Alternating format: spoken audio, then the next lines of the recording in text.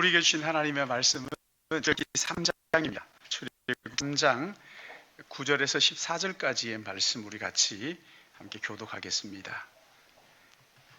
구약성경 출애굽기 3장 9절에서 14절까지의 말씀을 같이 교독하도록 하겠습니다. 이제 가라, 이스라엘 부르짖음이 내게 달하고 사람이 그들을 괴롭히는 학대도 내가 보았으니 이제 너에게 이스라엘 자손을 애굽에서 인도하여 내게 하리라. 모세가 하나님께 아뢰되 내가 누구이기에 바로에게 가며 이스라엘 애굽에서 인도하여 내게 너와 함께 있으리라. 네가 그 백성을 애굽에서 인도하여 낸 후에 너희가 이 산에서 하나님을 섬기리니 이것이 내가 너를 보낸 증거니라. 모세가 하나님께 아뢰되 이스라엘 자손에게 가서 이르기를 너희의 조상의 하나님이 나를 너희에게 보내셨다 하면 그들이 내게 묻기를 그의 이름이 무엇이냐 하리니 내가 무엇이라고 그들에게 말하리까. 하나님이 모세에게 이르시되 나는 스스로 있는 자이니라. 또 이르시되 너는 이스라엘 자손에게 이같이 이르기를 스스로 있는 자가 나를 너희에게 보내셨다 하라. 아멘. 우리에게 말씀을 허락하시고 그리고 또 이 말씀을 깨달아 알도록 성령께서 조명하여 주시는 거룩하신 아버지 하나님, 이 시간 우리가 하나님 앞에 예배하며 진리의 말씀 앞에 섰습니다. 성령 하나님께서 이 말씀을 조명하여 주심으로 귀한 말씀을 귀 기울여 듣고 또한 그런가 하여 말씀을 상고하고 그리고 이 말씀대로 순종함으로 우리 안에 하나님 원하시고 기뻐하시는 대로 주님의 작품으로 빚어지는 은혜가 있도록 인도하여 주시옵소서. 하나님 아버지, 이 시간 어떤 마음을 가지고 이 자리에 앉아있든 성령께서 우리의 마음과 생각을 주장하여 주심으로 하나님의 말씀을 간절한 마음으로 받게 하여 주시고 또한 전하는 자와 듣는 자가 함께 은혜 받고 또 이 말씀 가지고 우리의 삶에 적용하고 살아갈 수 있도록 그리함으로 성령께서 우리와 함께 하시는 은혜가 우리의 삶 속에 구체적으로 나타날 수 있도록 인도해 주실 것을 간절히 바라옵고 한 시간 주님 앞에 의탁하오며 예수님의 이름으로 기도드리옵나이다. 아멘. 아멘. 제가 개인적으로 좋아하는 목사님이 그리스도인의 자존심이라는 설교집을 냈는데 그 책에 이런 이야기가 있어요. 어떤 농부가 산에 갔다가 독수리 새끼 한 마리를 발견해가지고 그걸 갖다가 어디 둘 데 없어서 닭장 속에다가 병아리라고 같이 넣어놨다는 거예요. 근데 이게 자라면서 자기가 독수리인 줄 모르고 닭처럼 땅을 쳐다보고 모이를 쫓고 그렇게 있더라는 거죠. 어느 날 독수리에 대해서 잘 아는 한 사람이 와서는 그 광경을 보고 야, 이게 독수리인데 어떻게 닭처럼 이러지? 그러면서 이 독수리를 가지고 가서 뒷산에 높이 바위 위에다가 올려놨다는 거예요. 그러자 이 독수리가 거침없이 하늘을 향해서 올라가서는 다시 돌아오지 않았다. 이 이야기를 하면서 이렇게 묻습니다. 구원받은 하나님의 자녀인 우리는 땅만 쳐다보고 사는 닭이 아니라 저 하늘을 마음껏 나는 독수리인데 독수리의 모습을 하고 있으면서 마치 닭처럼 살고 있지 않는지 스스로 질문해 보라는 거예요. 우리에게 정말 하나님의 자녀라는 자존심이 있는지, 내가 누구며 무엇을 위하여 살아야 하는 분명한 정체성을 가지고 있는지 자기 자신을 한번 점검해 보라는 거예요. 행여 독수리이면서도 닭의 행세를 하면서 땅만 쳐다보고 사는 것은 아닌지 믿음을 점검해 보라. 그렇게 도전을 합니다.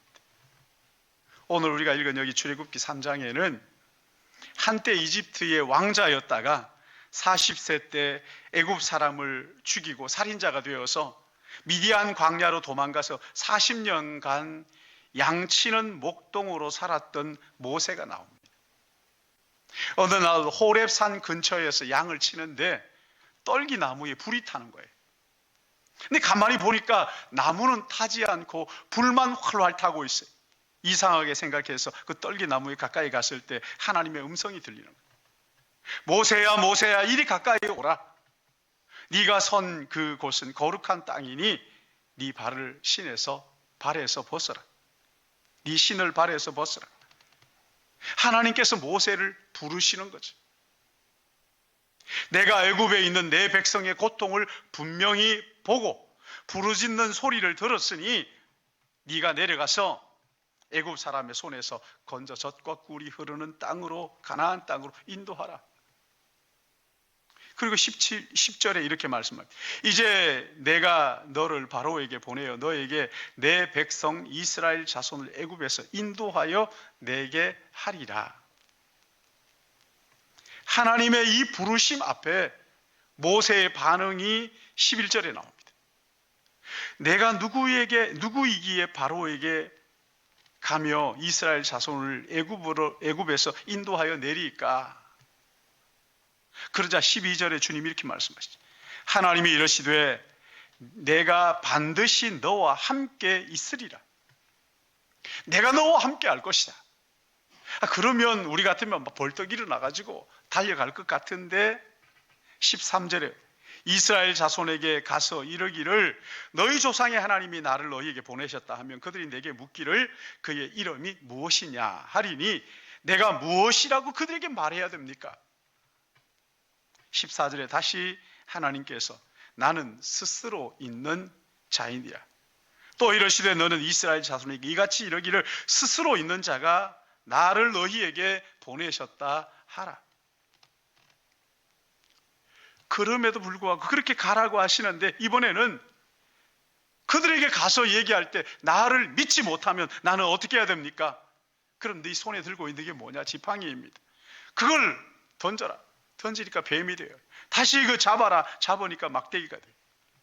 그 손을 품속에 넣어라. 넣었더니만 넣고 뺐더니만 나병이 걸렸어요. 근데 다시 넣고 뺐더니만 나아서 이 기적을 보여주시면서 근데 그래도 믿지 않으면 나일 강물을 떠다가 땅에 쏟아라. 그러면 그 물이 피가 될 것이다. 그러자 이번에는 뭐라고 모세가 얘기하느냐면 아니 저는 원래 입이 뻣뻣한 사람인데 말을 잘 못하잖아요. 하나님께서 내가 입을 짓지 않았느냐? 내가 너와 함께 하겠다. 네 입에 말을 넣어줄 테니까 가라. 그러나 이번에는 뭐라 그럽니까? 오 주님 보낼 만한 사람을 보내세요. 여러분 이것은 겸손이 아닙니다. 심리적 질환을 지금 앓고 있는 거예요. 모세는 그의 자존감이 완전히 바닥을 쳤어요.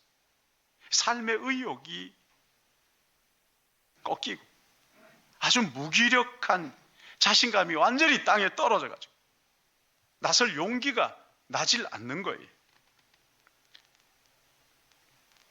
왜 이렇게 모세가 무기력해졌을까? 두 가지 이유가 있죠. 하나는 과거에 나이 40이 되었을 때 이스라엘 백성들이 인도하겠다고 갔다가 동족을 구하러 갔다가 거절당하는 아픔을 마음에 가지고 이게 무겁게 자기를 짓누르는 거예요. 그때 뭐라고 얘기합니까? 누가 너를 우리 다스리는 자와 재판관으로 삼았느냐? 이 한마디가 그의 내면의 정체성을 혼란하게 합니다. 그리고 40년간 그게 자기의 고착이 된 거예요. 여러분 우리 안에 치유되지 않은 상처는요 우리의 건강한 에너지를 다 빨아먹어 버리는 거예요. 다 흡수합니다. 그래서 영혼의 빈혈이 생기는 거예요. 자기가 누군지 정체성이 흔들리고 혼란스럽게 되는 거예요. 또 하나 있죠. 그렇게 하니까 성공하지 못한, 그러니까 여러분 여기 1절 보시면 3장 1절 보시면 모세가 그의 장인 미디안 제사장 이드로의 양떼를 치더니 지금 40년 동안 양을 쳤는데 만약에 야곱이라면 20년 만에 자기 삼촌 외삼촌 걸 전부 자기 것을 만들었는데 모세는 40년 동안 치면서도 여전히 아직도 장인 이드로의 양떼를 치고 있어요. 자기 게 없어요. 무슨 말입니까? 그때까지 독립 못한 거예요. 아직도 그 장인 밑에 있는 거죠. 이런 것들이 모세의 자존감을 다 갉아먹어 버린 거예요. 근데 오늘 여기 모세가 하나님을 만나잖아요. 그 후에 모세가 달라졌습니다. 어떻게 달라졌어요? 모세가 이스라엘 백성을 이끌고 그 광야의 3일 길을 갑니다. 그때 앞에는 홍해가 가로놓여 있고 뒤에는 애국 군대가 지금 추격해 오고 있습니다. 아주 유명한 말을 하잖아요. 출애굽기 14장 13절 말씀인데요. 너희는 두려워하지 말고 가만히 서서 여호와께서 오늘 너희를 위하여 행하실 거라. 너희가 오늘 본 애굽 사람들은 영원히 다시 보지 못하리라.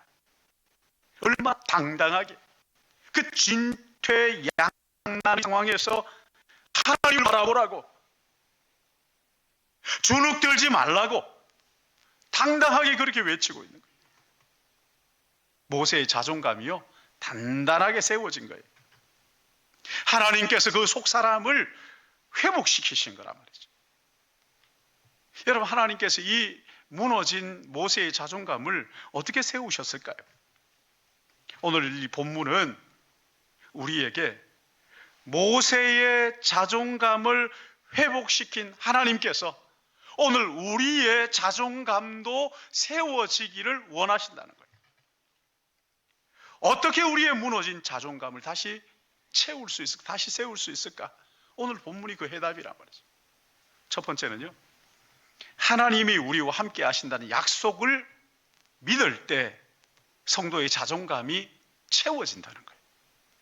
하나님이 나와 함께 하신다는 이 약속, 이 말씀이 나에게 그대로 깨달아지고 또 믿어지고 체험될 때 우리의 자존감이 채워지는 거예요.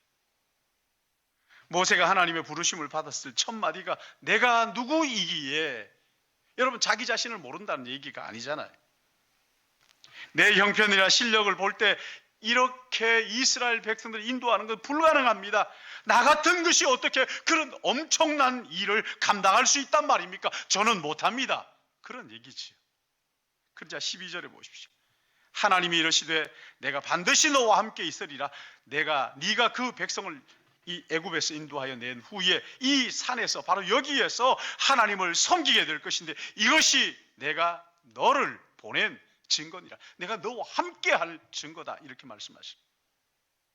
내가 반드시 너와 함께 할, 내가 인도할 거야, 내가 함께 할 거야, 이렇게 말씀을 하시는 거죠. 여러분, 이 말씀이요 신약에는 너무나 분명하게 고백된 게 있는데 빌립보서 4장 13절 말씀이에요. 내게 능력 주시는 자 안에서 내가 모든 것을 할 수 있느니라. 모세는 자기 자신을 볼 때 낙심할 수밖에 없었어요. 그러나 권세 능력 무한하신 하나님이 나와 함께 하신다. 나와 함께 하시는 그 하나님을 바라보라는 거예요. 네 힘으로 하는 것이 아니라 함께 하시는 하나님의 능력으로 하는 것이다. 너는 할 수 없어. 그러나 나는 할 수 있어. 말씀하시는 거죠. 하나님이 모세와 함께 하신다는 것, 여러분 이것은요 무한한 자원, 유한한 인간이 무한한 자원을 찾아 쓸 수 있는 비밀번호를 지금 알려주는 것과 똑같은 거예요. 필요할 때면 언제든지 찾아 쓰면 된다. 비밀번호를 알려주신 거예요. 모세에게는 내놓을 게 없지만 그 무한하신 하나님이시기에 언제라도 능력이 필요할 때 그 하나님 앞에 갖다 쓰면 된다. 보세요. 모세가 바로 앞에 가서 내 백성을 보내라. 그러나 여러분 그 바로가 보낼 리가 너무하죠. 그러자 모세가 그와 함께 하신 하나님의 능력을 가지고 10가지의 재앙을 그에게 보여주셨다. 출애굽기 11장 3절에 보면 이렇게 나와 있습니다. 여호와께서 그 백성으로 애굽 사람의 은혜를 받게 하셨고 또 그 사람 모세는 애굽 땅에 있는 바로의 신하와 백성의 눈에 아주 위대하게 보였더라. 아주 위대하게 보였더라. 그 80세 된 초라한 나그네 모세가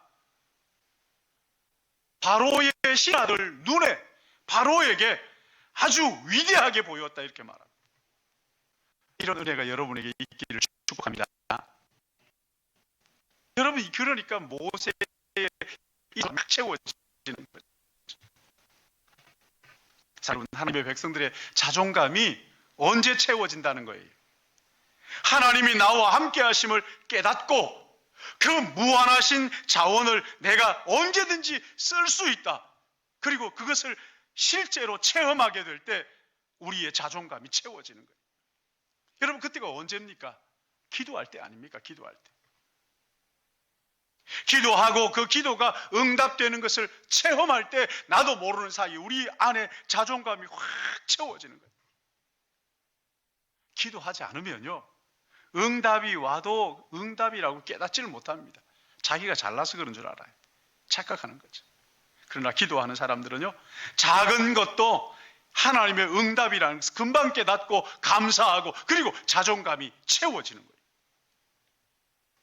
내가 생각할 때, 나를 볼 땐 도무지 할 수 없는데, 불가능한데, 그러나 권세, 능력, 무한하신 하나님의 그 능력이 나와 함께 하시기, 그 하나님의 능력으로 인하여서 사람들이 나를 볼 때 위대하게 보이도록 그렇게 하신다는 거예요. 요한일서 5장 14절에 이렇게 말씀합니다. 그를 향하여 우리가 가진 바 담대한 것은 이것이니 그의 뜻대로 무엇을 구하면 들으심이라. 우리가 무엇을 구하든지 구하는 바를 들은 줄 안즉 우리가 그에게 구하는 그것을 얻은 줄 또한 아느니라. 하나님 앞에 구하면 무한하신 하나님의 그 자원을 우리에게 허락하신다. 여러분, 이것을 믿은 데서 우리 자존감이 채워지는 거예요. 성도의 용기가 어디서 나옵니까? 내가 하나님 앞에 구하면 나와 함께 하신 그 하나님께서 우리의 구하는 바를 채워주신다. 여러분, 그 믿음에서 용기가 나오는 것 아니겠습니까? 다윗이 솔로몬 앞에 나가면서 했던 말이 있죠. 너는 칼과 단창으로 내게 오거니와 나는 만군의 여호와 이름으로 내게 간다. 물맷돌 하나 들고 돌리면서 하는 얘기가, 너는 칼과 단창 가지고 오지만 나는 만군의 여호와 이름으로, 너 안 보이지? 나와 함께 하신 이 만군의 여호와 하나님, 이 하나님의 이름으로 내가 나간다. 여러분, 이걸 우리 자녀들에게 가르쳐줘야 돼요. 그래서 이번 금요일 기도하셨습니다마는 8시부터 여러분 자녀들 다 데리고 나오셔요. 내게 능력 주시는 자 안에서 내가 모든 것을 할 수 있다. 이 기도를 자녀들에게 보여주는, 가르쳐줘야 되는, 체험하도록 해야 되는 거예요. 그래야 시련이 와도요, 믿음이 흔들리지 않고 하나님 앞에 기도함으로 하나님과 동행하면서 자존감이 꽉 채워지는 이런 은혜들을 우리 자녀들이 가지고 살 거 아닙니까? 기도 하늘의 능력을 다운로드하라는 그 책이 있어요. 믿는 자들에게는 세상이 알지 못하는 비밀이 있다는 거예요. 그것은 우리에게 능력 주시는 무한하신 하나님의 능력을 끌어쓰는 통로인데, 가장 연약한 사람을 가장 위대한 거인으로 바꾸어 놓는 그것이 뭐냐? 기도라는 게 기도라는 거예요. 그래서 무슨 일을 하든지 그게 큰 일이든 작은 일이든 이까짓 것쯤이야 내가 할 수 있다, 이게 아니라 어떤 일이든지 하나님 앞에 먼저 무릎 꿇고 기도하라. 그렇게 하면 하나님께 생각지도 못한 은혜를 주시더라는 거예요. 어떤 은혜를 주십니까? 비범한 아이디어를 기도하는 가운데 생각나게 하시더라는 거예요. 기가 막힌 일이죠. 여러분, 그렇게 경험해 보셨죠? 기도하는데 하나님께서 신비한 은혜를 주셔가지고 그 아이디어를, 어떤 그 비범한 아이디어들을 주신다는 거예요. 그런가 하면 또 어떤 때는 지금 하고 있는 이런 일이 아니라 어떤 새로운 또 비전을 우리에게 허락해 주시기도 하신다. 새로운 문을 열어주시기도 하신다. 기도하는 가운데 내가 이렇게 하면 되겠구나, 하나님이 주시는 생각들이 있다는 거예요. 그런가 하면 어떤 사람에게 복음을 전하려고 할 때 하나님 앞에 간절히 기도하고 그 사람을 만나면 이상하게 복음을 전하면 다 받아들인다는 거예요. 그냥 스폰지처럼 그렇게 흡수를 한다는 거예요. 그러기에 하늘의 능력을 다운로드하는 이 기도를 생명줄로 여기고 하나님 앞에 엎드려 기도할 때마다 여러분 성공해도 교만하지 않습니다. 그런 사람. 왜요? 하나님의 응답이니까. 나와 함께 하시는 하나님께서 내 기도를 응답하신 거니까. 실패해도 주눅들지 않습니다. 왜요? 실패한 나를 하나님이 버리시는 게 아니라 여전히 존귀하게 여기시기 때문에 그런 거란 말이죠. 나와 함께 하시는 그분이, 하나님이 나와 함께 하신다, 이것 가지고 우리의 자존감을 꽉 채워야 돼요. 그런 감 또 하나 있어요. 성도의 자존감이 어떻게 채워지는가? 하나님이 나와 함께 하시는 그 하나님이 도대체 어떤 분인가를 알게 될 때요, 성도의 자존감이 꽉 채워지는 거예요.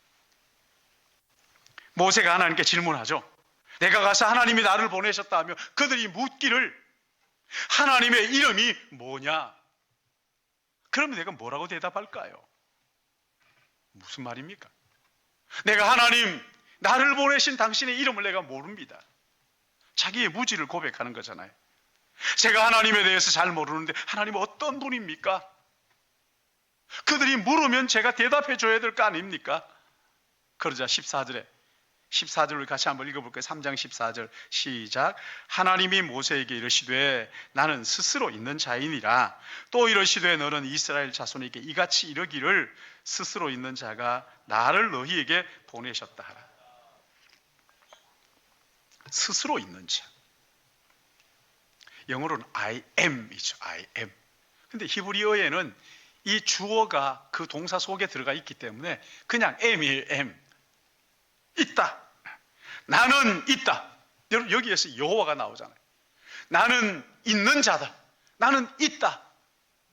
스스로 존재하는 여호와 하나님. 하나님은 누가 만든 것이 아니라는 거예요. 스스로 계신 분. 하나님이 계심으로 천지 만물을 지으셔서 창조주 하나님, 그 하나님으로부터 세상 모든 것이 지어졌다 말씀하시는 겁니다. 창조주 하나님, 이 하나님을 모세에게 지금 이야기를 하고 있는 거예요. 또 하나, 여기 스스로 있는 자다. 여러분 이것은요, 명사가 아니라 동사입니다. 무슨 말이에요? 추상적인 개념이 아니라는 거예요. 실제로 지금 내 안에 살아계시고 내 안에서 일하시고 역사하시는 하나님. 하나님이 이렇게 모세에게 친절하게 하나님 자신을 소개해 주셨어요. 그 이유가 뭡니까? 자기를 보내신 분, 이 분이 어떤 분인가를 바로 알게 될 때 이 건강한 자존심이 채워지기 때문에 내가 어떤 하나님인지를 모세에게 지금 설명을 해주고 계시는 거예요.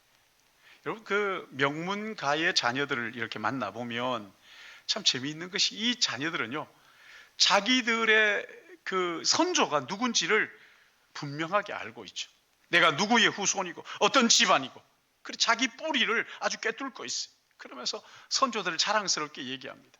우리 선조는 몇 대 조는 누구고 어떤 분이고 어떤 일을 하셨고, 그런 얘기들을 아주 꿰뚫고 얘기하죠.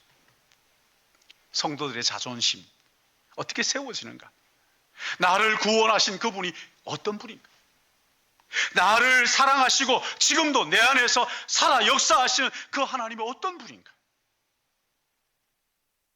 그분이 누구인지를 알고 바로 믿고 알아갈 때 건강한 자존감이 우리 안에 채워집니다.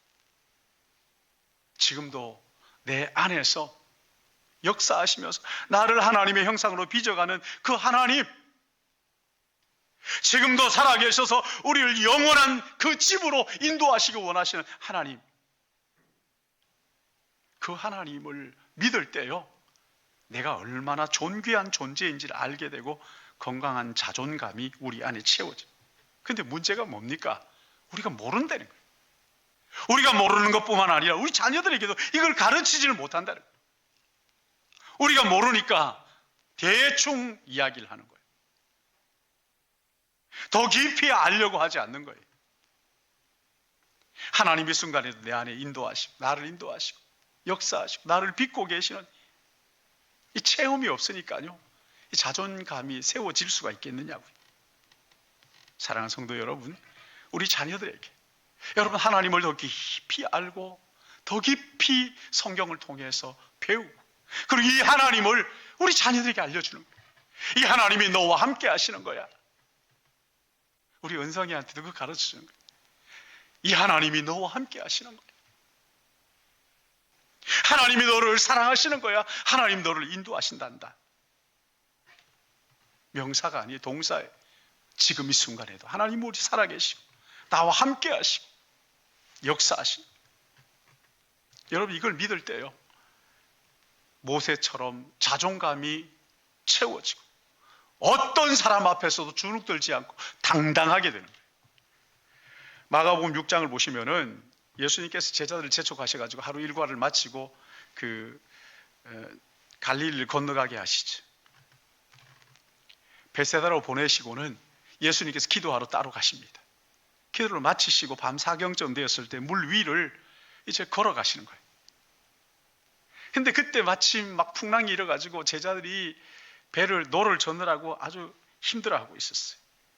예수님이 지나가시는 걸 제자들이 보고는 유령이라고 아주 막 야단 법석을 떱니다. 그때 예수님이 하신 말씀은 뭡니까? 나다. 안심하라. 내니 두려워하지 말라. 나다. 안심하라. 나야. 여러분 여기에 나야, 나다 하는 이 말씀은요, 바로 이 출애굽기에 나오는 이 말씀입니다. 나는 스스로 있는 자다. 나는 존재한다. 여호와 하나님이다. 그런 말씀이에요.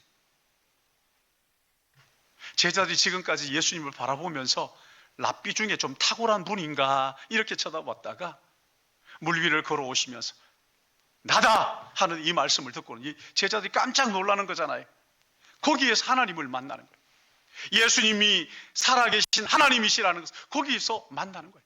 그리고 성령이 임하시자 이들이 깨닫게 되는 거예요. 다시 생각하면 예수님은 하나님이셨구나 라는 것을 깨닫게 되는 거예요. 그리고 그들이 달라지는 거란 말이죠. 우리와 함께 하시는 분이 어떤 분인가를 깨닫고 난 다음에 그분은 하나님이시구나라는 것을 깨닫게 되자 자존감이 확 채워지는 거란 말이죠.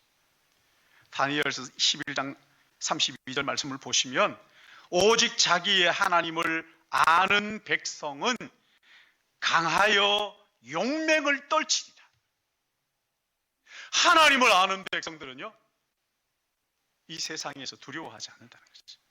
하나님을 깊이 알면 깊이 알수록 이 자존감이 높아지기 때문에 우리가 하나님을 알기를 힘쓰고 고난 가운데서도 이 자존감이 가득 차 있으면요 흔들리지 않거든요.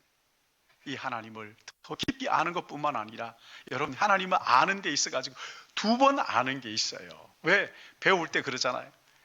한 번 배우는 건 그냥 배우는 거지만 다른 사람에게 가르치면 두 번 배우는 거라고. 이 복음을 전하는 것, 하나님을 다른 사람에게 전하는 것, 이것은 우리가 두 번 배우는, 더 깊이 하나님을 알아가는 것이란 말이에요. 그럴 때 우리의 자존감이 확 채워져. 마지막으로 한 가지 더 있습니다. 성도의 자존감이 어떻게 채워지는가? 하나님의 모든 것이 우리의 모든 인생에 합력하여 선을 이룬다는 것을 믿고 확신할 때 우리 안에 자존감이 세워지는 거란 말이죠.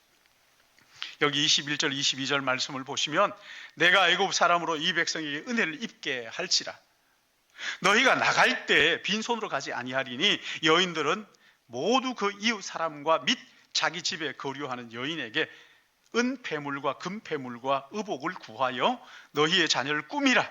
너희는 애굽 사람을 물품을 취하리라. 여러분 출애굽만 하는 것도 얼마나 놀라운 기적입니까?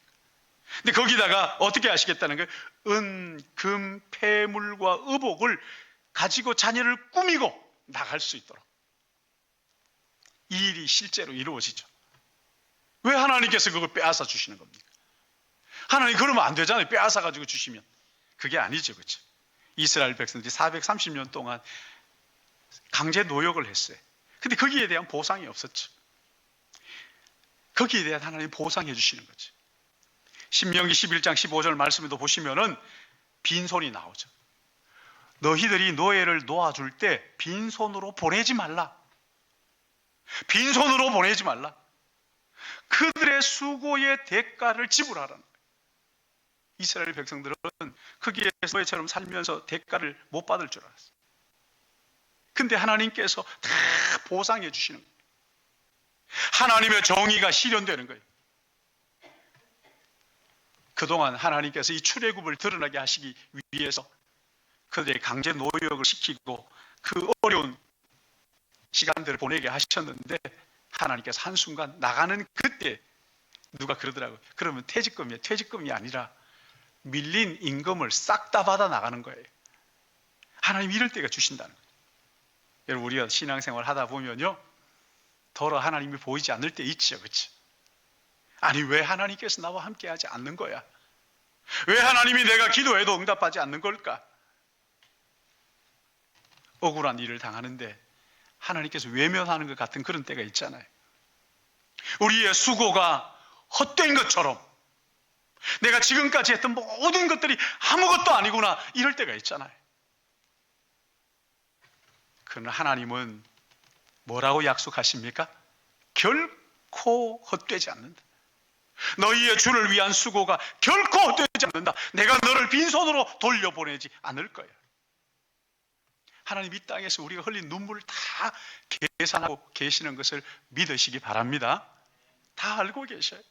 이 땅에서 당하는 모든 아픔과 수고와 하나님께를 위하여 드렸던 모든 헌신들 결코 헛되지 않습니다. 하나님 다 기억하고 계시는 거예요. 그래서 데살로니가전서 4장 6절에 이 모든 일에 주께서 신원하여 주심이라.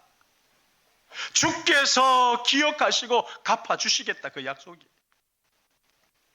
우리의 모든 수고, 우리 모든 헌신 참 몰라주고 갚아주시지 않아도 빈손으로 보내지 않으시겠다.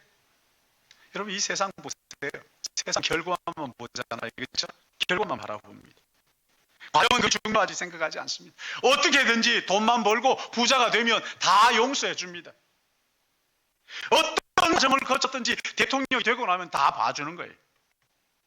그러나 하나님의 나라는 그렇지 않습니다. 하나님의 나라는 동기를 보십니다. 그 마음속의 동기를 보십니다. 그 과정을 보시는 거예요. 때때로 실패한 것처럼 보이는 것까지도 우리 하나님은 다 헤아리십니다. 그리고 결코 빈손으로 보내지 않으시는 것을 믿으시기 바랍니다. 네. 여러분은 하나님의 이런 말씀을 듣고요, 마음속에 자존감이 확 채워지면서 자유를 얻었어요.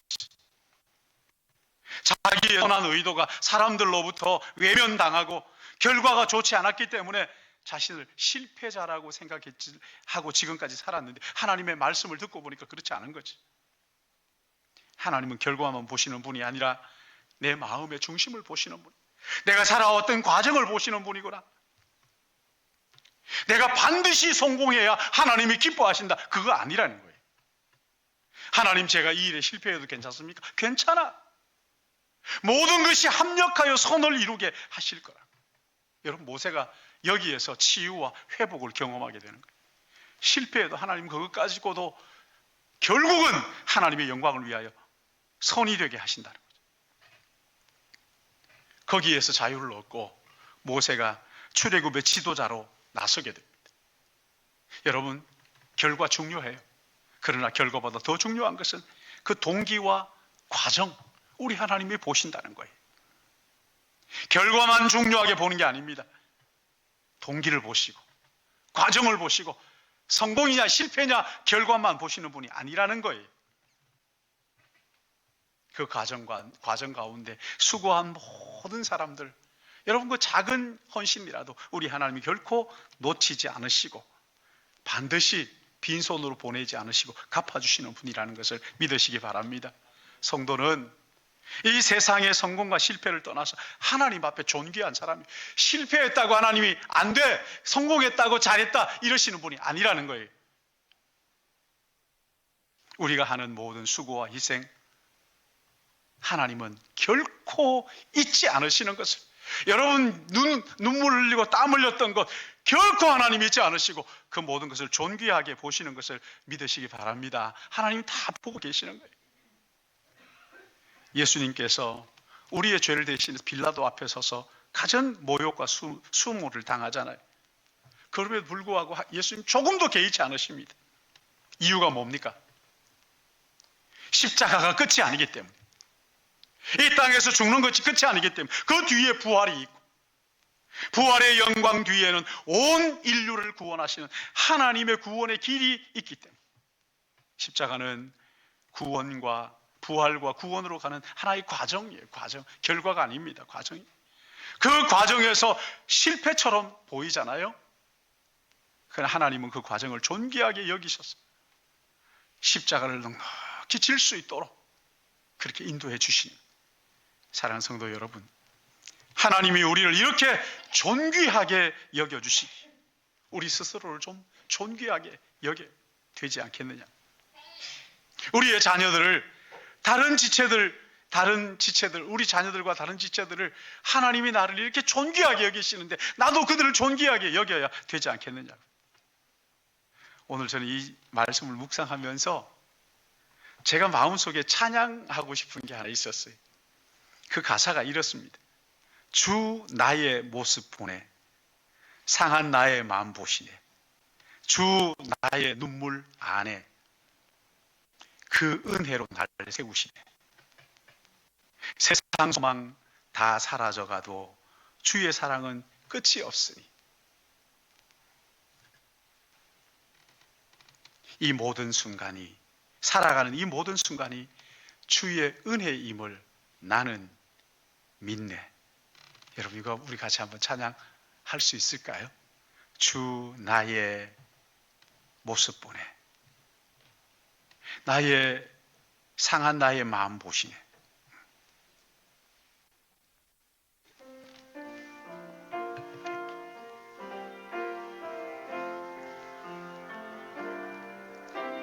주 나의 모습 보내, 상한 나의 마음 보시네. 주 나의 눈물 안에 홀로 울던 마음 아시네. 주 사랑 내게 있네. 주 사랑 내게 있네. 그 사랑이 날 채우네. 주 은혜 내게 있네. 그 은혜로 날 세우네. 세상 소망 다 사라져 가도 주의 사랑 끝이 없으니 살아가는 이 모든 순간이 은혜임을 나는 믿네. 세상 소망 다 사라져 가도 주의 사랑 끝이 없으니. 아멘. 이 모든 순간이 주 은혜임을 나는 믿네.